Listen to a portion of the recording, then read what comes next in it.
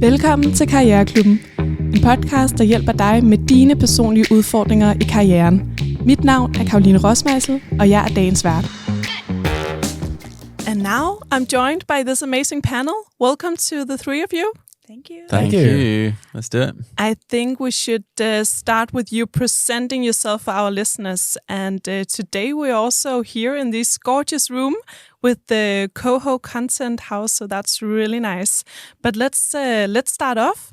Maybe you can start, Fannie. Yeah. My name is Fannie. I am the head of marketing and member success here at CoHo, where we are today. I've been with the company since we started, so just over a year. Amazing. And let's continue to you, Patrick.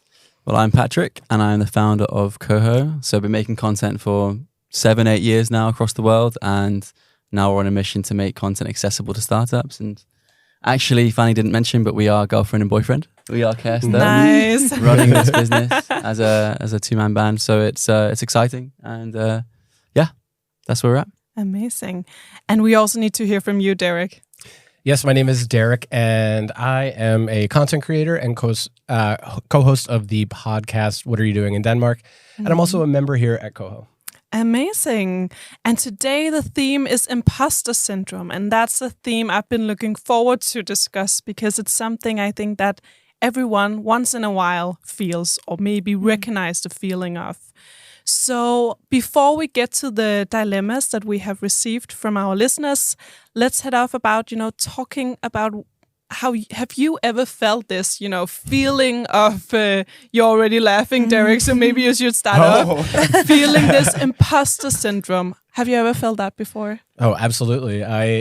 Maybe even now, being with peers that have success, I think it's something all the time, no matter what you do and what you achieve, that you sort of have this feeling of, oh no, is the next thing I do, the next project, is it all going to just fall out from under me? And or when? Yeah. When will it all collapse? Right. Are they going to figure out that? Exactly. Do you recognize the feeling, Patrick? I mean, my perspective of imposter syndrome is that I feel like I've felt it all my life, my professional life, and it's something that just follows you. And I don't know if everyone else feels that way, but it's something that I've always appreciated or noticed in every role I've had, because it typically is something that I feel like I've been in the deep end of. But in my professional career, it's always something I've just thrown myself into without not necessarily having the skills, right? And I think that's when you feel that the most, right? When it's new territory. Yeah. We actually had a discussion about imposter syndrome in a recent episode, and one of the panelists said when you're feeling imposter syndrome, that means that you're in your growth zone. So you should actually embrace it. Yeah. Okay. It's funny you should say that, Patrick, because I was literally thinking today, I've never done a podcast before. Oh, it's your first. It's major imposter syndrome right now. I was saying to Patrick, why does anyone want to listen to me? What do I have to bring to the table? Maybe nothing, but we'll see. But imposter syndrome. I'm in it right now, so I'm just like, okay, I'm growing. It's gonna be good. 100%. But I think that's the perfect setting. I mean, when we're talking about imposter syndrome and you're feeling it this moment, exactly.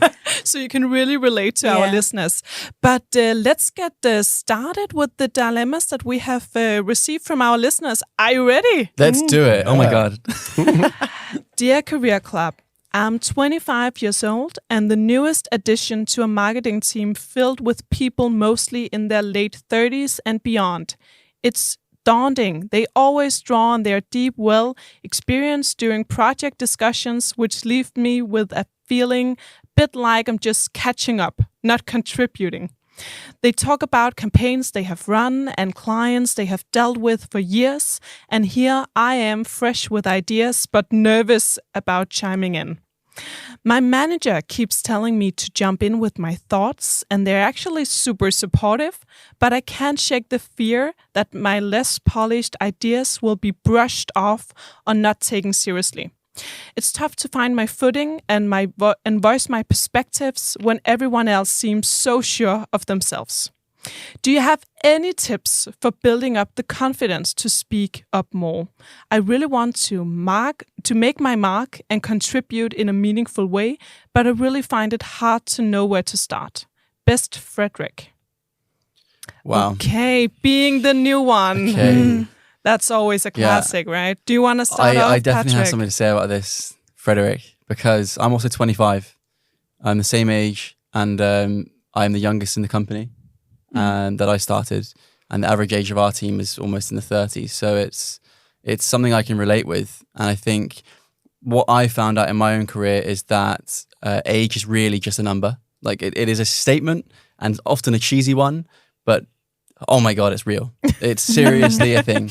And I think when you understand that, and it's more about understanding the value that you can provide and your unique perspective, that's what people buy into. That's what people are hiring you for. And I think what Frederick might gain value from doing is just reflecting a bit on why was he hired? Why was Frederick hired? What is the role that Frederick is going to execute? Maybe even asking the employers, like, what value did you see in me? Right? Just to gain that confidence as to why am I doing what I'm doing? And then you'll gain that confidence in actually contributing to different things and not being so worried about what people might think, because it is a worry of what other people think. That's what it is. What have you done in those situations? Because now you say you're 25 years old, you can really relate to this. What did you do, being in companies or surrounded by people that are older than yourself? Well, to be honest, I think, like I said to you earlier, I think every step of my journey has been a feeling of imposter syndrome. Like I worked in my gap year in England for a solid year, working jobs I'd never had experience in, like working in a chocolate factory to selling milk door to door, all these roles I'd never tried before. So instantly feeling like an imposter. And then moving to Dubai to be a filmmaker. I never picked up a camera before in my life. Super huge feeling of imposter syndrome. I actually thought, what am I even doing here every day? I felt like that. But then when you throw yourself into these situations, you slowly get more and more confident in the fact that you just got to try things, and you never know if it's going to work. But when you do try, sometimes you'll be pleasantly surprised. I didn't know I'd be good at filming with a camera. I picked up a camera. I was actually good at it, right? You don't know until you try.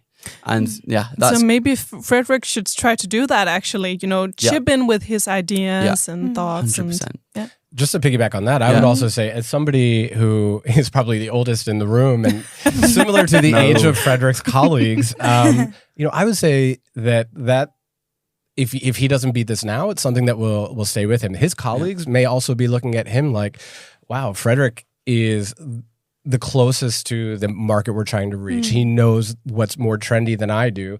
These may be people that are, not to be ageist, but may not have time to keep up with what's trendy because they're worried about their kids or other things. Yeah. And they're far in their career and they're not aware of the things that are most recent trends or things that were just, that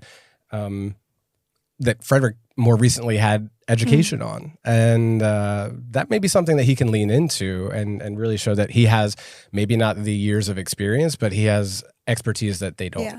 And he has a fresh perspective. Yeah. I also think this, like, trying to not be a perfectionist about everything. I think that's where a lot of imposter syndrome comes from, is wanting to be perfect. Oh, yes. Yeah, you're like, oh, but I don't know because I don't have all these years behind me. So what I'm saying is not perfect. That's not what it's about. It's just about getting something out there, and trying and to like voice your opinions and trying to get your points across, basically. And just forget that it's not perfect and forget that it's not what everyone else has done for 10 years, 15 years or whatever it is. You have a much more fresh perspective, a much more valued perspective, maybe in some situations, just like you said. Yeah, so it's better to share your ideas even though they aren't perfect, because if you never share what's perfect, I mean, you cannot use that for anything, right? I mean, nobody will and you also accomplish you kind with that. of like feed into creativity by like bouncing off each other's ideas, even though they're not perfect, saying, oh, I have this idea, and then someone might think, okay, yeah, we can tweak it a little bit to make it perfect. Not that it isn't already, but just like bouncing off each other and saying something, And just to add to that, I think from a boss perspective or a team perspective, when I'm looking at my team, and I see so much value in them just coming up with some ideas, even if it's rubbish in their eyes, it's something. And no ideas are stupid, especially in a startup, for example. And it's obviously the same in bigger brands and corporates, but like no idea is stupid. the fact that you're contributing and thinking about it says a lot, right? So already there, you have taken the right step 100%, just by saying something. Yeah. You're showing you're a resource. If this is a good idea, but exactly. Yeah. I find in Danish work culture, coming from the US, I think I had that mentality more of, I have to respect the experience. It is a bit more hierarchical. And we have sort of this idea that with age and experience comes knowledge. But I find that working in a Danish environment, it's much more valued for people to put themselves out there. And if you're holding back, that may be something where people on your team may think, do they not trust us to be candid? Yeah. And that could be something, to really lean into that. You're valued for that. Yeah, and actually also, I mean, I think there is a culture of embracing mistakes also. Yes. So you can turn it around, even though it turns out to be, something that wasn't what you planned for. Maybe you can turn that around to saying, actually, I had this idea. It didn't work out. Can someone help me make it better next time? Yeah, you're learning from it. Yeah. Okay, I think we have some great advices for Frederik. Well, first of all, the panel can relate both to your colleagues, but also to you, especially Patrick. He's the exact same age as you. 100%. Reach out to me, mate. Let's have a coffee. Exactly, but it's a lot about first of all thinking that the things you provide to your team should not be perfect. I mean, that's also what you say, Fannie, right? Yeah. That we strive to be perfect. Maybe also social media has, a part to play in that perspective, but we try to be so perfect at our job. So sometimes we forget to speak up because we think this is not perfect. You should not strive for being perfect, Frederik. You should just strive to say something. And that will be an accomplishment in itself. Moreover, you should also think about, that's what Derek says, that you bring in a fresh perspective on some things that maybe your colleagues can learn from. So even though they have a lot of years of experience, maybe you can chip in with something else, and you should be aware of that value that you can bring to the team. And I mean, your manager says, chip in the conversation. We like your ideas. So it seems like there's also a need for it. And then lastly, Patrick also say, throw yourself into it. I mean, you're never ready. And every time Patrick has taken a step in his career, it has been with a feeling of the imposter syndrome. And that's also where you learn something. So good luck with that. Damn, a lot of information to take on. Yeah, good luck with that one. And thank you so much for writing to the Career Club. Yeah, that was the first dilemma. Are you already ready for the second one? Now you're warmed up, right? Roll it out. Okay. Dear Career Club, I'm one of the few female engineers in a software company, and I was recently promoted to lead a critical project. I'm 27, and most of my team members are not only older, but also predominantly male. My qualifications and my track record helped me land this position, but every day I walk into work, I can't shake the feeling that I quite don't belong. During technical discussions, I often feel the need to prove myself over and over. It's exhausting.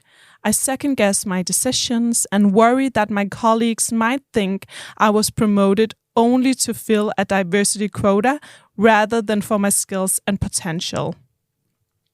How can I assert my expertise and lead my team effectively without constantly feeling like an outsider? I want to embrace my role fully and prove not just to my team, but more importantly also to myself that I'm here because I deserve to be. Best, Dina. Yeah. Oh, that's a tricky one.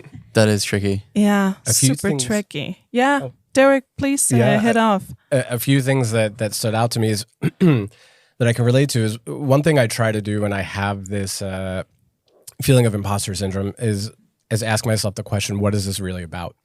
And often I will find that there's something else causing this feeling. And what stood out to me is that she kind of identified it herself. She's worried that she's going to be discredited or looked at as not adequate because of being a quota or because her gender got her the job, and that's clearly not the case. But I think that's the first step in dealing with it, is kind of identifying what's the issue really about. Yeah. And then feeling that she deserves it is what she wants. And one thing that I try to do in that case is sometimes just you have to almost manifest it yourself to get yourself to believe it. And I would say just, it sounds so silly, but just take out a piece of paper and write down, I deserve this position. Really? Have you done that? And list all the reasons why. Okay. And even if you just do one per day for a month, you're going to have 30 reasons why you deserve this. And hopefully at the end of that month, you'll start to not even need to look at that. They also say do that like in front of the mirror, right? Yes, exactly. They're like reaffirm yourself in the mirror every day. And apparently I have heard it does a lot of value to your perspective of yourself. Yeah. It's interesting. Have you done it, Derek? I have done the affirmations in the mirror. I've never done the 30 days, but I will often write down what is this really about, and then think about, okay, what do I need to convince myself, and have that list. I find that at times where I have this kind of self-doubt, journaling or these things are where I'll kind of go, because I know that therapy is expensive, and a cheaper way is to just, you can just do a little journaling myself. Yeah. I'm not saying you shouldn't get help if you need it, but That's so funny. Okay, yeah. So write a list down with, all the reasons to why she deserves to be in this role. Yeah. Yeah.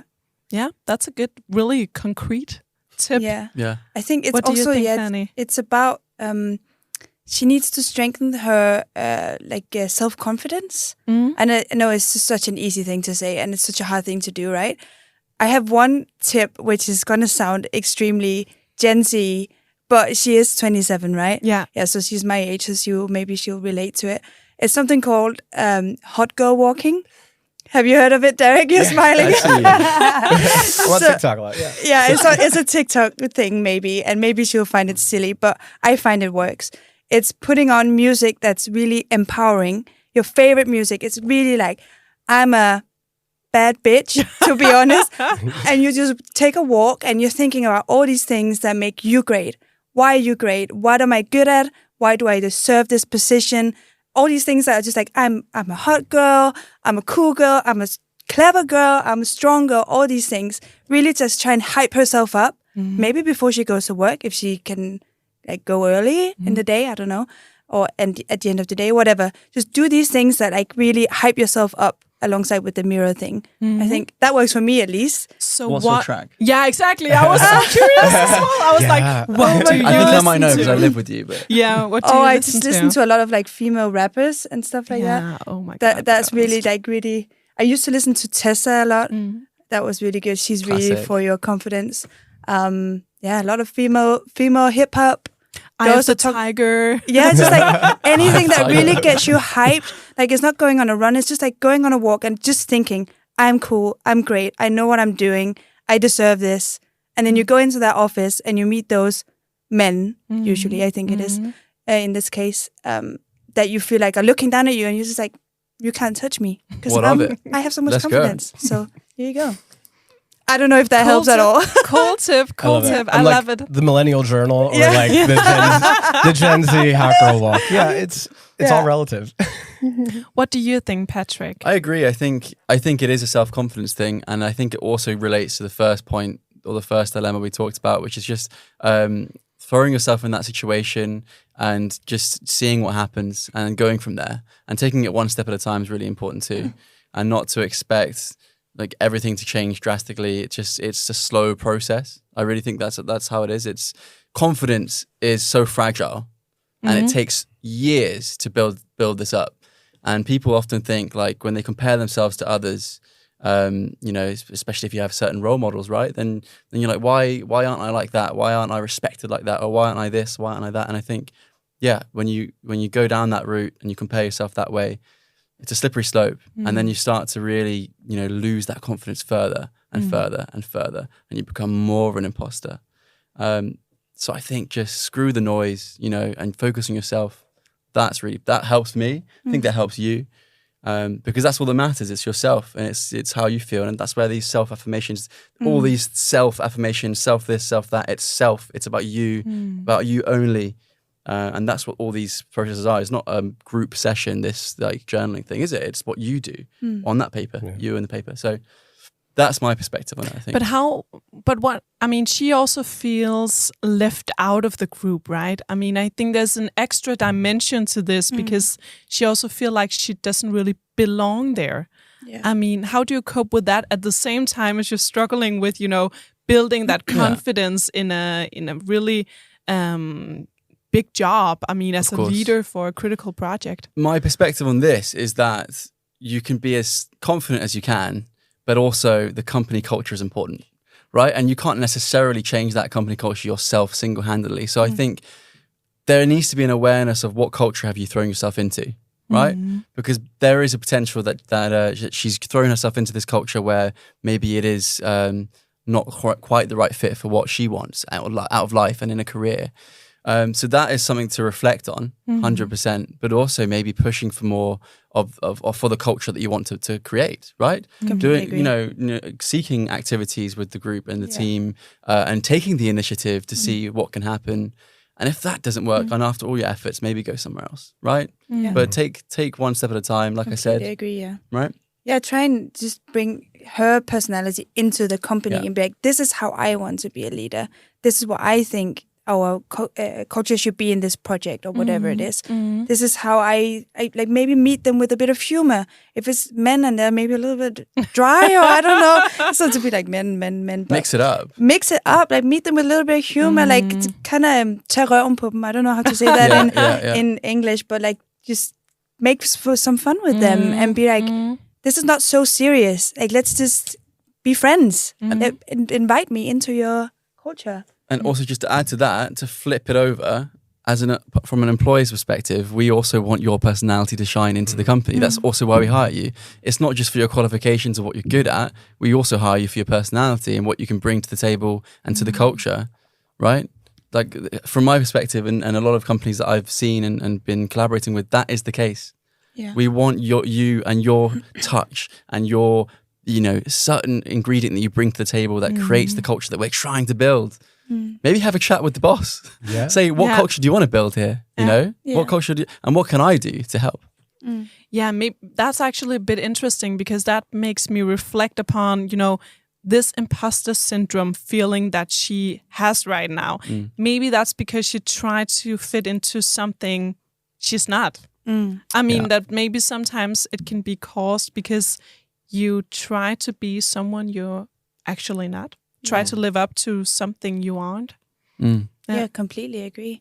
You don't have to fit into their mold. You can try and mold the company into you. Like it doesn't have to be a stagnant of what it's been for the past many years.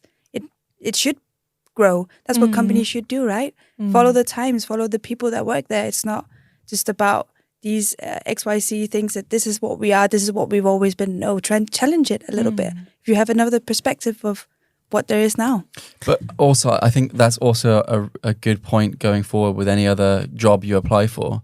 Like consider the culture you're entering. And I know that's really hard when you maybe haven't done an interview or anything, but when you do go there, because you will go there before getting the job in most cases, hopefully. I would try to make an effort. Yeah. Go and see what that office is like. Go and see what the people are like. Well, what's going on? Yeah. Like when we're hiring, people want to come to the studio, see the vibe. Obviously, I get that.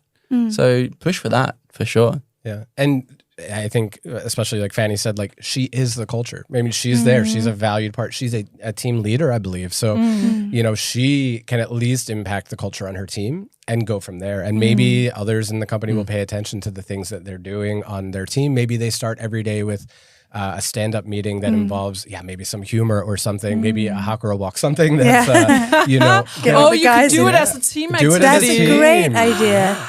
Yes. That could be so fun. Have everybody on the team pick a song Monday for the mornings. Week. Monday morning. Awesome. Yeah. Maybe we should do that. Let's do it. Hype Mondays. Yeah. We actually should. Yeah. We should just do our team meeting. Sorry, now we're just brainstorming our company. Okay. Yeah, that's a good idea. Have you ever, Derek, felt, this feeling of being in an environment where you didn't really belong? Ooh. I think I feel that a lot. And it's hard to pick just one specific incident. I often feel, again, not to go back to where I come from, but being an American working here, I remember the first time that I worked in a Danish office, just everything that was different, everything that was a little bit uncomfortable that I was seeing for the first time.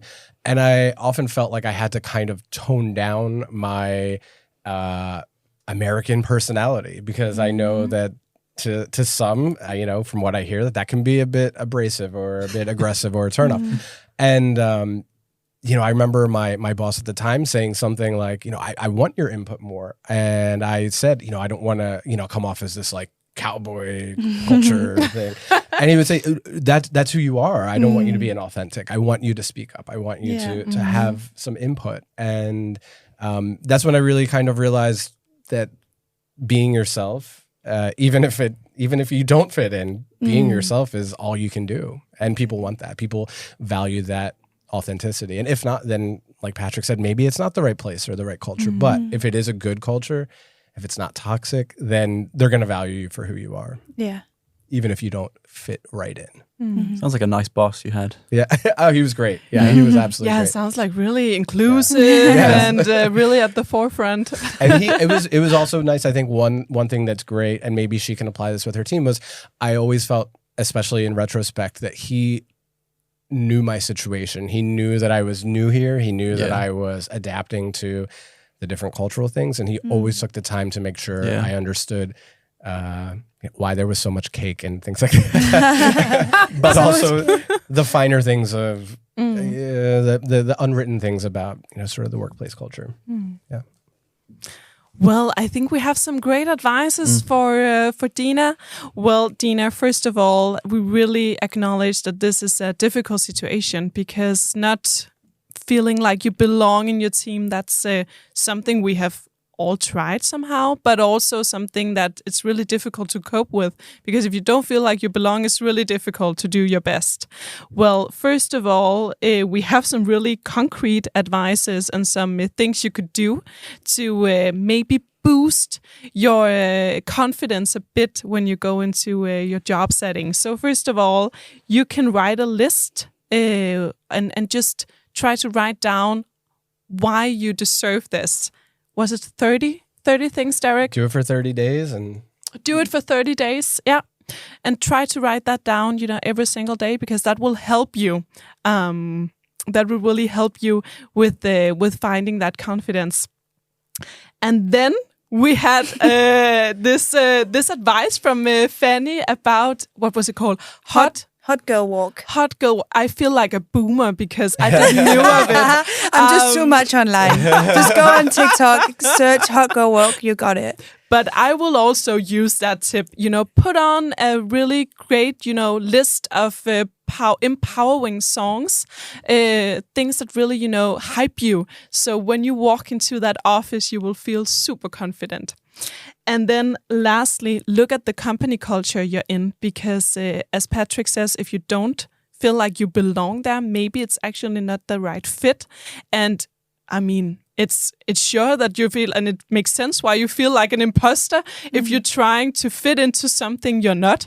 So try to embrace who you are, because that's also why they hired you. I mean, they want you to be yourself, and that's the abilities that you should bring into that job. So do that, and we're rooting for you, and and hope that you will accomplish some great things with your team. Good luck with it. Thank you for your dilemma. That was now we're already at the last dilemma. Time runs when you're having fun, right? Dear Career Club, I recently stepped into a leadership role at a big company. At 28, I'm significantly younger than most of my peers in similar positions. Despite my rapid career progression and being selected for this role, I find myself constantly doubting my abilities. In meetings, I often feel younger, and less conventional approaches are scrutinized more heavily than my older counterparts. When I make decisions, I'm plagued with thoughts that my team might see me as just a kid playing at being a boss rather than a capable leader. This self-doubt sometimes makes it hard for me to assert my authority and vision confidently. I want to prove to myself and to my team that I deserve to be here, but the fear of being seen as an imposter looms large. How can I overcome these feelings and lead my team with the confidence? From Maria. Yeah. Impressive, first of all, Maria. Yeah, I mean, Yeah. Jesus. that's really cool. She's been playing that hot girl song. Yes, she has really been doing a lot of your tips already, Fannie. Yeah. Oh. But that probably just means that she knows a whole lot of stuff if she's landed that good of a job so early. So it's very much the same as we just talked about with the previous dilemma. She needs to just appreciate, or not appreciate, can I just say that again? What's the word? Acknowledge. She needs, I'll say it again. She needs to just acknowledge that she got this job for a reason, and that's because of her skills. And her skills aren't worthy less than her peers or her employees, or I don't know what they are to her. So confidence again. Yeah. But I get that feeling, you know, being the youngest in the room, or if the ones you're supposed to lead are the same age as your parents and they look at you like you're their kid, right? And that's super difficult to handle because there is also some, I mean, experience and age also have some of course correlation. There right? is a correlation there, but it's also, it doesn't define you. No. And I think that a lot of people, especially the younger ones, can forget that, right? And it's so easy. And also, on the flip side, if I make it about myself here, the amount of times I've done interviews for roles in our business with people who are 40, 50, 60 years old. And I've sat, happens regularly, more than you think. And I've sat across the table with them and looked at them like they're an equal, and they look at me like I'm an equal. And I think that happens when you can command the respect that, you know, your age, you forget age for a second. You are basically, you know, how do I say this? You're like an image of the actions you take and the things you say and all that sort of stuff. And I think I can relate with this again because it's the whole being younger, having people older. And I think really this is more of a leadership question, a leadership problem. And no one is ever ready to be a leader. No one. So many startup founders I've spoken to, I've been on retreats about leadership, being packed in a room with 100 startups, all having the same problem. We're all figuring out leadership. It's something that haunts us because it's part of the role, it's part of the job. And a lot of us enjoy it, a lot of us don't. A lot of us are figuring it out, and a lot of us think we've got it figured out, but we actually don't. And I think that it's such like a super common part of life, especially at 28, to be figuring out like, wow, it takes so much time, just like building confidence, what we talked about earlier.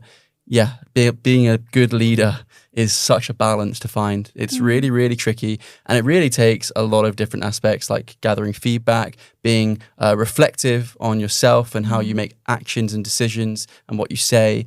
And ultimately, it's a complete awareness of yourself.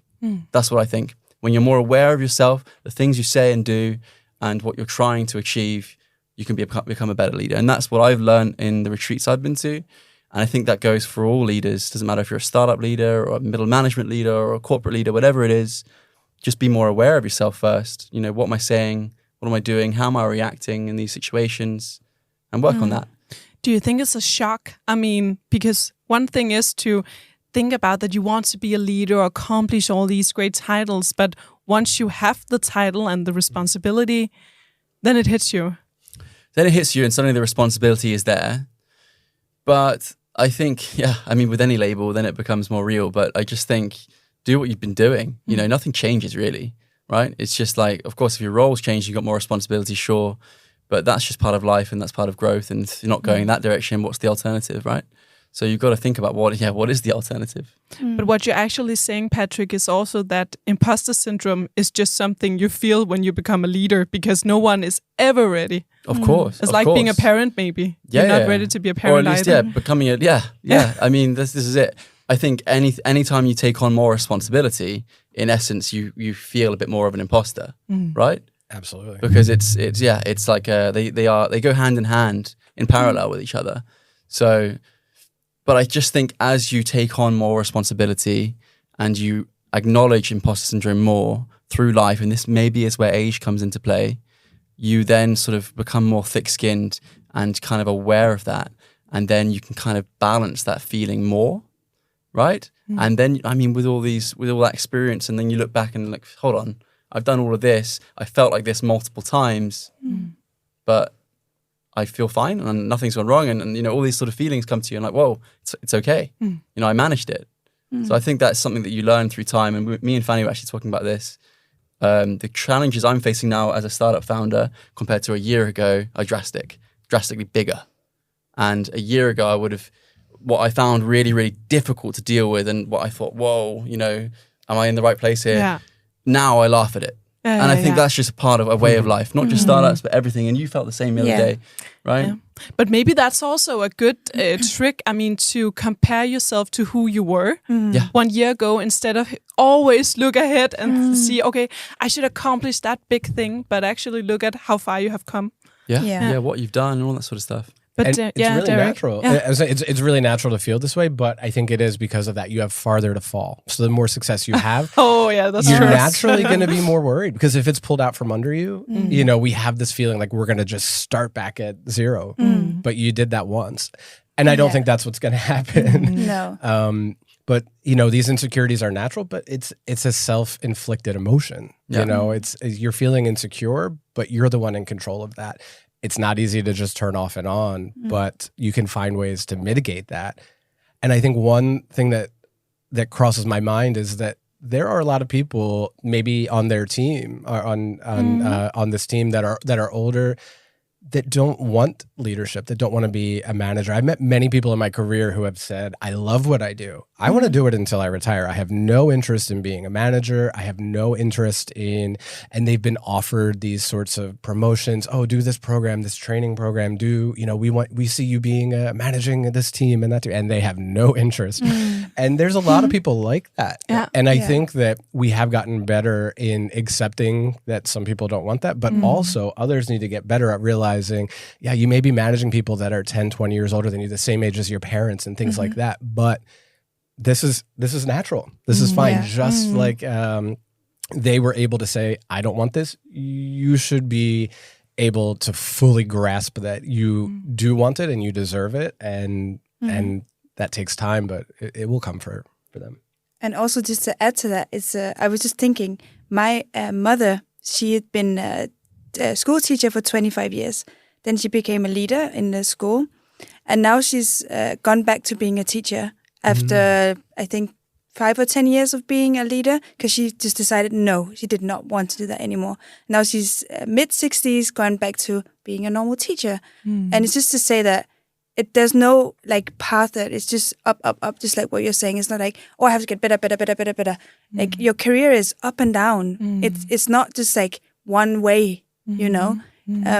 So she should just see this as a part of her journey. This is a part of her career. This is an obstacle she's overcoming right now, feeling these feelings. And again, going back to the perfectionism thing, nobody expects you to be perfect all the time. You are just a human. And even though you're a leader, it doesn't mean you have to be perfect at being a leader. It's your first time. And people, I think, will understand that. Literally self-awareness. Yeah. Are you self-aware enough to understand what you enjoy and what you don't, and what you're good at and what you're not? Basically, right? Because literally, not everyone should be leaders. Not everyone wants to be. Not everyone should be. That's also true. I mean, and sometimes you can kind of compare it with a soccer team, right? Are you the coach or are you the player? And sometimes people are just more, or they're better actually if they're the players on the field instead of, being the coach saying what to do. And that's actually what leadership is about, right? I mean, to coach people and make them better. 100%. Yeah. And if you feel like you're not very good at it, but you want it, learn it. Yeah. Right? And of course, learning it is done through experience. Like, I'm still learning how to be a good leader every day. But there's ways you can learn and educate yourself to what makes a great leader. People have been discussing this for thousands of years. There's been leaders since the dawn of time, right? So it's not a new thing. There's definitely resources out there and value to be found. Yeah. Okay, Maria, there is a lot of great advices for you. Well, first of all, no one is ever ready to be a leader. That's Patrick's claim here. And he was certainly not, and he's still learning. So being a leader is just a really special step, and suddenly having that responsibility, of course, brings some feelings of being an imposter or not confident enough to lift that responsibility. When that's said, you also need to figure out who you are. Are you actually a leader? Is that what you want? Or is it something else? And if you want it, just embrace that you're not perfect, like Fannie says. And just embrace that this will be a road that has its up and downs, because it's never just one road ahead. You need to just embrace that it can go in different ways. And maybe you will also be a leader for some time and take a new turn in your career. You never know. And this thing about that your peers are so much older than you, that's something you should just put aside, because there's a reason why they have chosen you. Like Derek says, no, not all has the ambition of being a leader. So it's not like you have taken an opportunity for them.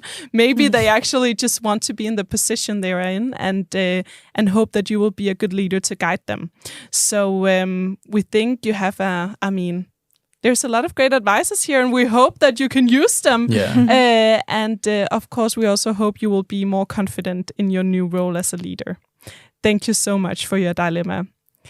And that was the last dilemma about imposter syndrome. A lot about, being young. I think that was pretty interesting. That maybe it's something that people feel more when they're like in the start of their career. I think it makes sense though, doesn't it? Yeah. Like early in the career, new, older people have gone through more. They've experienced more. They've actually got that thick skin that we talked about maybe. I'm interested I'm going to go home and ask my parents, are you still feeling this feeling? Yeah. Or is it maybe a thing that does it go away? Yeah, does it ever stop? Yeah. Or is it just a young people thing? Yeah, but thank you so much for your participation in our and giving advices to our listeners, and also thank you to you who listened in. Du lyttede til Karriereklubben, en podcast produceret af Andrea Thormand, Karoline Rossmeisl og Nima Tisdal. Du kan altid følge Karriereklubben inde på dine respektive sociale medier. Vi glæder os til at høre fra dig. Tak fordi du lyttede med.